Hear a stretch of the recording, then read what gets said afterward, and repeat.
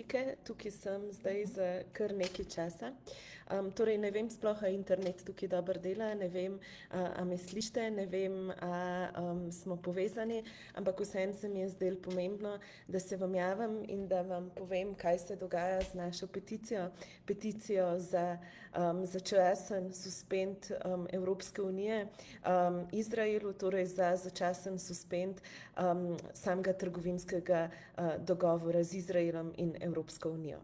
Zakaj se javljam? Javljam se zaradi tega, ker nikoli kampanje niso lahke. Vedno se zgodi, da ko začnemo eno kampanjo, smo prepričani, da se bojo stvari zgodile gladko, potem pa naletiš na 1001 oviro, na 1001 stvar, ki se zgodi, na 1001 stvar, ki ne gre v redu. In tudi ta kampanja pri temu ni izjema. Torej, kaj se dogaja? Vsi vemo, da se dogaja genocid v Gazi, vsi vemo, da je na 10.000 ljudi brutalno pobitih, med njimi tudi otroci. Vsi vemo, da se situacija zaostruje, da ljudje v Gazi ne dobijo humanitarne pomoči, da ljudje v Gazi ne dobijo hrane, da ne dobijo nujne medicinske oskrbe. In vsi vemo, da vsa svetovna elita, skoraj vsa svetovna elita, da odločevalci na ključnih mestih to mirno gledajo. In v inštitutu smo veliko razmišljali, kaj glede tega narediti, in ugotovili smo, da je edina stvar, ki jo lahko naredimo, to, da naredimo nekaj na ravni Evropske unije.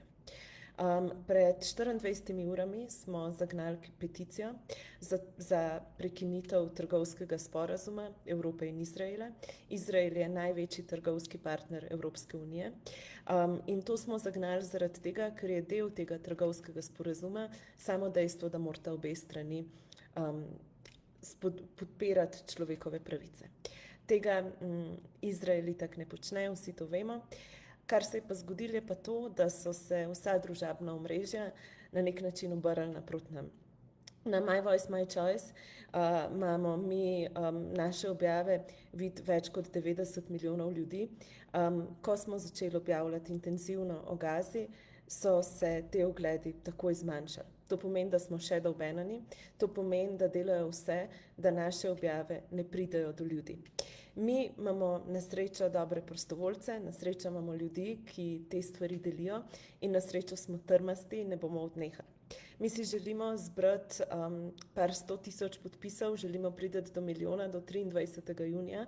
To je ta prvi datum, ko se lahko predlaga prekinitev tega trgovskega sporazuma. Do takrat bomo delali vse, da se glas o tej katastrofi širi, in prosimo tudi vas, da nam pri tem pomagate. Da delite objave, da sprašujete ljudi, da podpišejo, da pošiljate vašim prijateljem v tujini in da preprosto nismo tiho in da naredimo vse, kar se da, da se te stvari spremenijo. Ful hvala, da ste z nami, mi se ne bomo ustavili in gremo naprej. Je pa dejstvo tukaj, da je celoten kapital in večina omrežij moči zelo nasprotuje temu, kar počnemo, in zaradi tega bo težko prebiti ta naš mehurček, ampak če smo kaj, smo trmasti in zato v bistvu nadaljujemo z našim delom.